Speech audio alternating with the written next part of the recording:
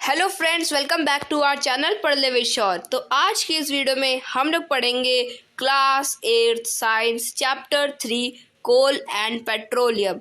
तो आज की इस वीडियो में हम लोग क्लास 8 साइंस का थर्ड चैप्टर जो कि कोल एंड पेट्रोलियम है उसे स्टार्ट करने वाले हैं। तो चलिए शुरू करते हैं। We use various materials for our basic needs. Some of them are found in nature and some have been made by human effort. तो क्या कहा जा रहा है कि हम लोग ऐसे लोग ऐसे बहुत सारे वेरियस मटेरियल्स को क्या अपनी बेसिक नीड्स में यूज़ करते हैं। यानी कि बहुत सारे मटेरियल्स को हम लोग ऐसे बेसिक नीड्स में हम लोग यूज़ करते हैं और उनमें से कई सारी चीज़ नेचर से होती हैं और कई सारी क्या ह्यूमन एफर्ट से बनी होती हैं। तो क्या नेचर और ह्यूमन एफर्ट से मिली हुई चीज़ों को, तो इनसे क्या कहने का ये मतलब, जैसे नेचर से चीज़ें जैसे कि हम लोग एयर ऑक्सीजन लेते हैं, ऑक्सीजन इनहेल करते हैं, ये सब क्या नेचुरल है, तो नेचर से आता है। और जो हम लोग ह्यूमन एफर्ट से जो मतलब कि जैसे हम लोग फ़ैन का यूज़ कर रहे हैं, अपनी अभी गर्मी चल रही तो फ़ैन का इस्तेमाल कर रहे थे, ये सब किससे, ये सब ह्यूमन एफर्ट से हम लोग क्या यूज़ कर रहे हैं। Does this list include air, water, soil and minerals? Since all these are obtained from nature, they are called natural resource. तो ऐसे ही जो चीज़ें हैं जैसे कि एयर, वाटर, सॉइल और मिनरल्स, ये सब क्या, ये सब हमको नेचर से मिलते हैं। तो इसलिए लोग क्या इसलिए ये सब नेचुरल रिसोर्स कहलाते हैं। Can air, water and soil be exhausted by human activities? You have already studied about water in class 7. Is water a limitless resource? In the light of the availability of various resources in nature, natural resource can be broadly classified into two kinds. तो क्या कहा जा रहा है कि ये लोग बोल रहे हैं क्या जो पानी है, हवा है और जो मिट्टी है वो सब क्या ह्यूमंस की एक्टिविटी से ख़त्म हो सकता है। तो ये सब हम लोगों ने पढ़ रखा है क्लास 7 में कि जो वाटर है वो क्या एक लिमिटलेस रिसोर्स है। क्या हम लोगों ने 7 में पढ़ा था कि क्या वाटर एक लिमिटलेस रिसोर्स है।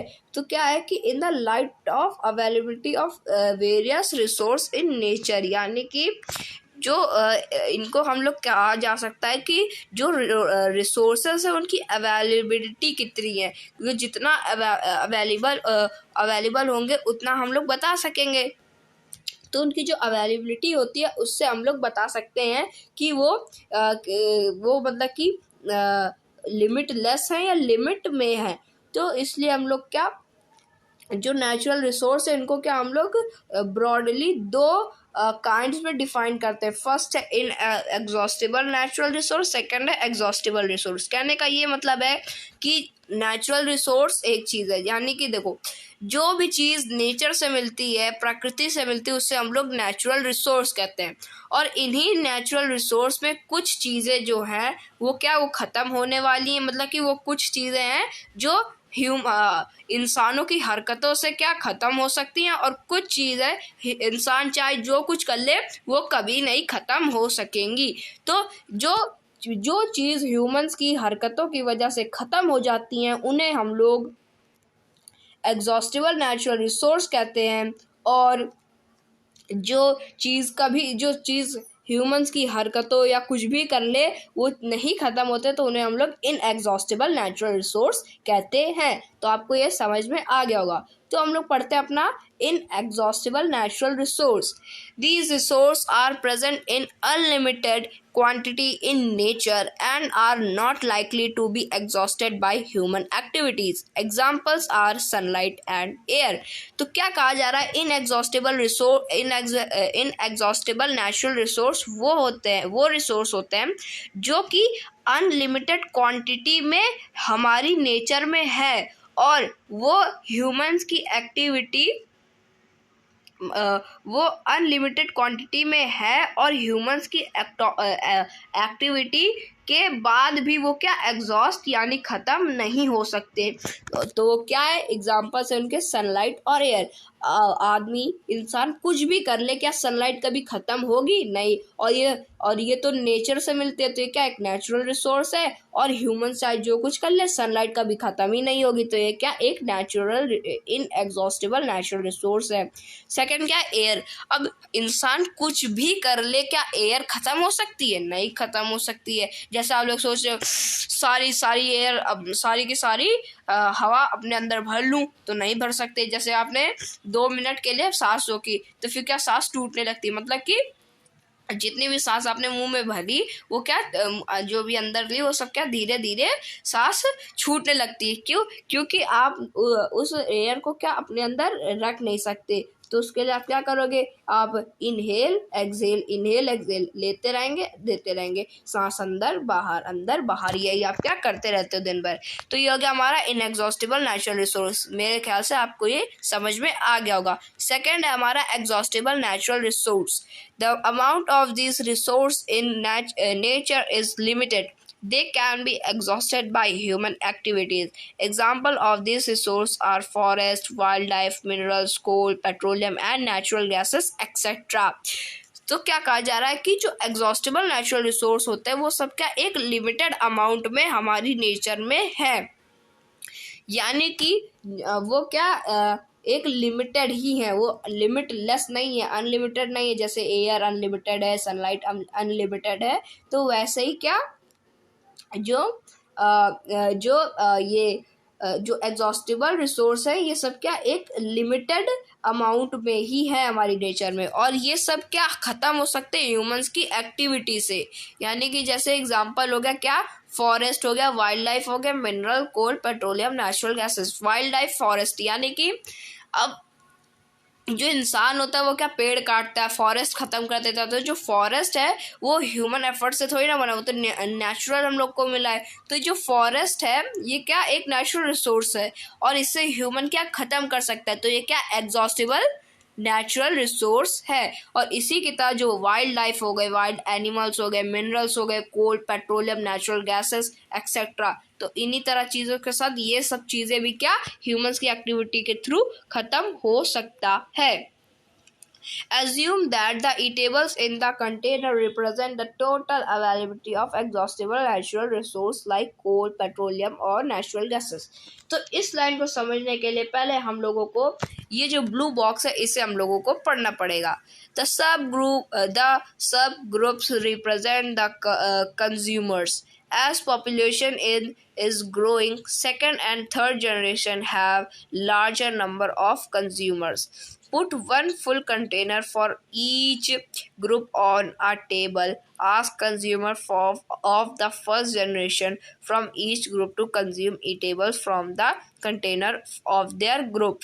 Now ask the second generation consumers from each group to do the same. Ask student to observe carefully the availability of eatables in each container. If something is left in the containers, ask third generation from each group to consume it. Now finally observe whether all the consumer of the third generation got the eatable or not.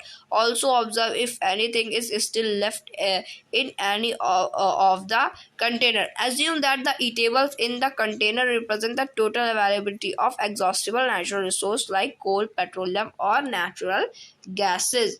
तो क्या कहा जा रहा है कि यहाँ पे हम लोगों का एक 3 जनरेशन साथ बैठानी। फर्स्ट जनरेशन के सामने एक कंटेनर, सेकंड जनरेशन के सामने कंटेनर और थर्ड जनरेशन के सामने क्या एक कंटेनर हम लोगों को रख देना है। और फिर क्या करना है कि उनके सामने ईटेबल्स फूड यानी खाना पीना रखना है। तो जो फर्स्ट जनरेशन के होंगे वो सब क्या, अब आप इस एक्टिविटी को ऐसे कर सकते हो, ऐसे सोच सकते हो कि आप अर्ली पीपल के बारे में सोचिए। हम लोगों ने 6th में पढ़ रखा अर्ली पीपल्स के बारे में।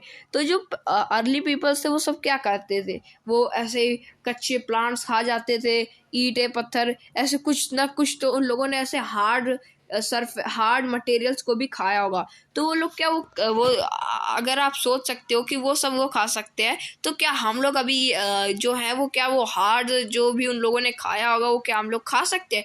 नहीं खा सकते। तो इसीलिए ये कहने का मतलब ये है कि जो वो लोग खा सकते थे तब के टाइम पे, पर अब हम लोग नहीं खा सकते। और ये क्या है कि जैसे कि ह्यूमन एक्टिविटीज़ के थ्रू ये जो एग्जॉस्टिबल नेचुरल रिसोर्स है, जैसे कि कोल, पेट्रोलियम, नेचुरल गैसेस, ये सब क्या ये ख़त्म हो सकती।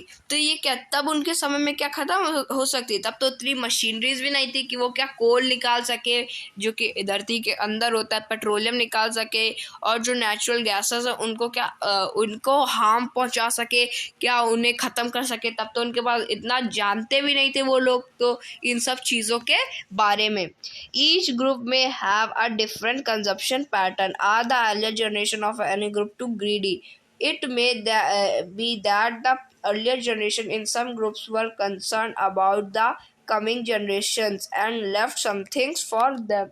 तो क्या कहा जा रहा है कि जो जनरेशन थी वो सब क्या वो सब कुछ खाती कुछ बचा देती क्या अपने अपकमिंग जनरेशंस के लिए।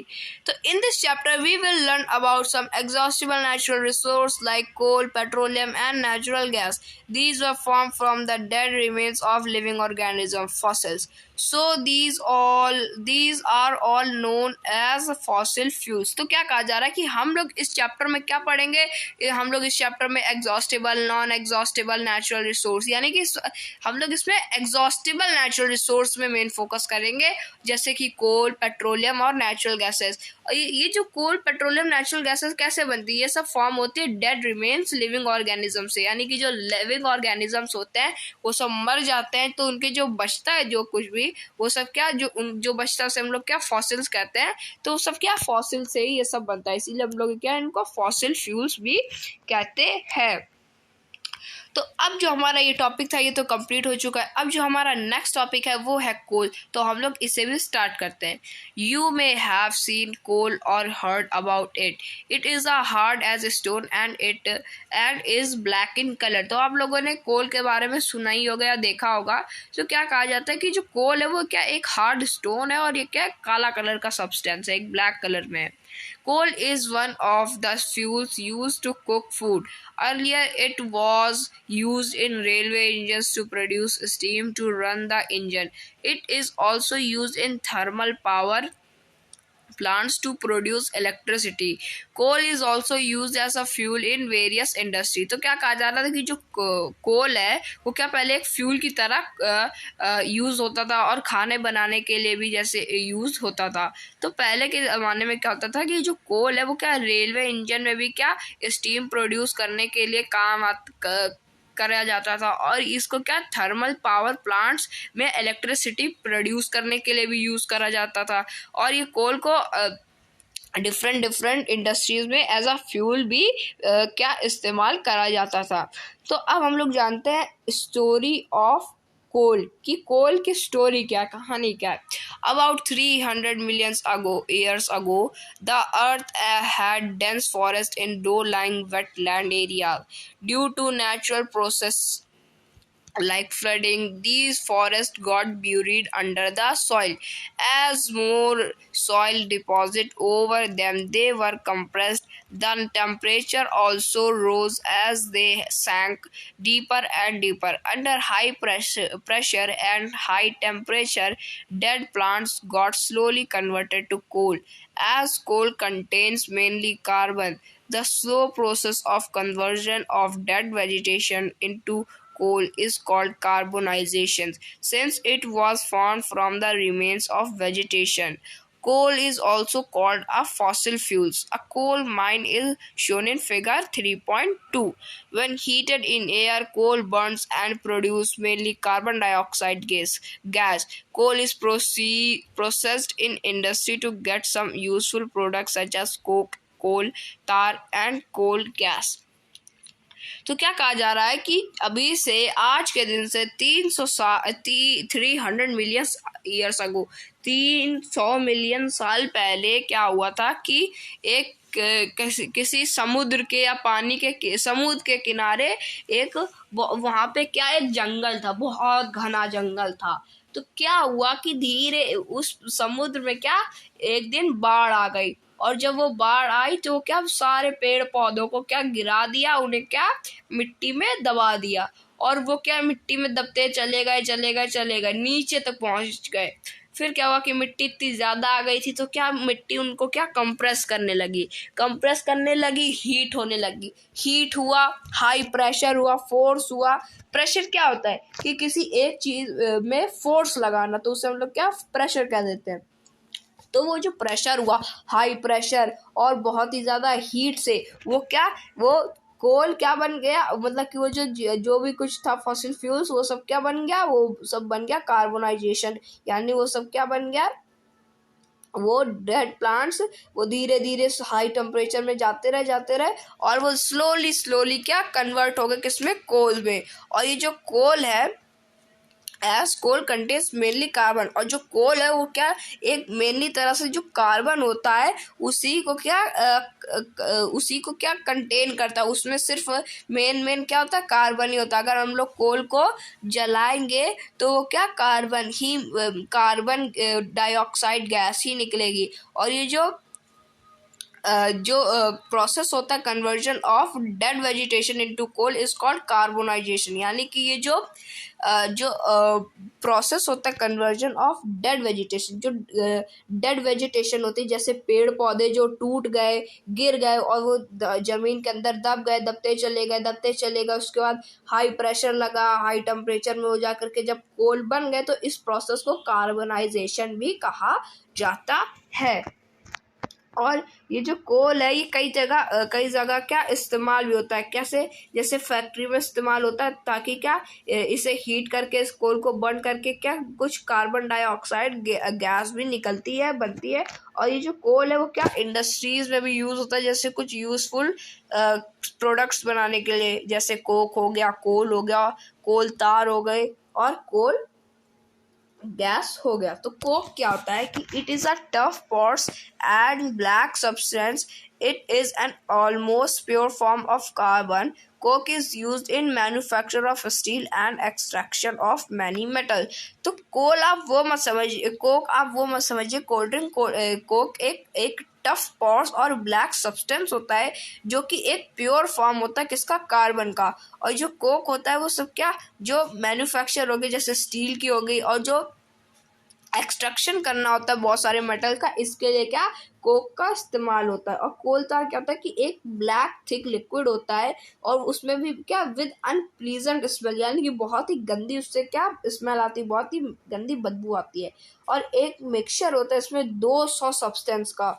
और ये जो प्रोडक्ट है ये सब कहाँ से ऑब्टेन होता है, ये होता है कोल तार, जो वेरियस जगह होते हैं, जैसे इंडस्ट्रीज वगैरह, रोड बनते हैं, उसमें भी क्या ये जो कोल तार जो जैसे कि एक चीज बनती है क्या डामर, तो उसमें क्या जो महक आती है वो सब क्या कोल तार की होती है। और जैसे synthetic dyes, drugs, explosive perfume, plastic plates, photographic material, roofing materials, इन सब में भी क्या ये कोल तार का क्या हाँ मतलब कि इनमें भी क्या यूज होता है। और जो नेफ्थलीन बॉल्स हो गए और रैपल मॉथ्स हो गए, इनमें भी क्या कोल तार यूज होता ही होता है। These days bitumen a petroleum product, it is used in place of कोल तार फॉर मेल्टिंग द रोड्स। तो जो कोल तार है वो क्या रोड को मेल्टिंग के लिए भी इस्तेमाल होता है। तो इसलिए आज के समय में एक चीज होती है बिटुमेन, तो वो क्या कोल तार की जगह इस्तेमाल होता है, जो रोड होती है उसे क्या मेटालिंग के लिए। तो अब जो हमारा नेक्स्ट टॉपिक है वो है coal gas. Coal gas is obtained during the processing of coal to get coke. It is used as a fuel in many industries situated near the coal processing plants. तो जो ये जो कोल gas होता है क्या एक किससे, ये कोल टू गेट कोक, यानी कि कोल गैस तब निकलती है जब हम लोग कोल से क्या उसे कोक बना रहे होते, तब क्या एक कोल गैस निकलती है। और इसे क्या as a fuel in many industries situated near coal processing plant. तो ये जो कोल गैस होती है वो क्या जो फ्यूल की तरह एज अ फ्यूल यूज होता है कहाँ पे, जो बहुत सारी इंडस्ट्री में होती है, जो कि कोल प्रोसेसिंग प्लांट्स के पास ही में जो लगी रहती है। तो फ्रेंड्स ये जो हमारा टॉपिक था ये तो कंप्लीट हो चुका है। अब जो हमारा नेक्स्ट टॉपिक है वो है पेट्रोलियम, वो हम लोग करेंगे नेक्स्ट वीडियो में। आज की इस वीडियो में इतना ही, मिलेंगे नेक्स्ट वीडियो में नेक्स्ट टॉपिक के साथ। तब तक के लिए थैंक यू वेरी मच।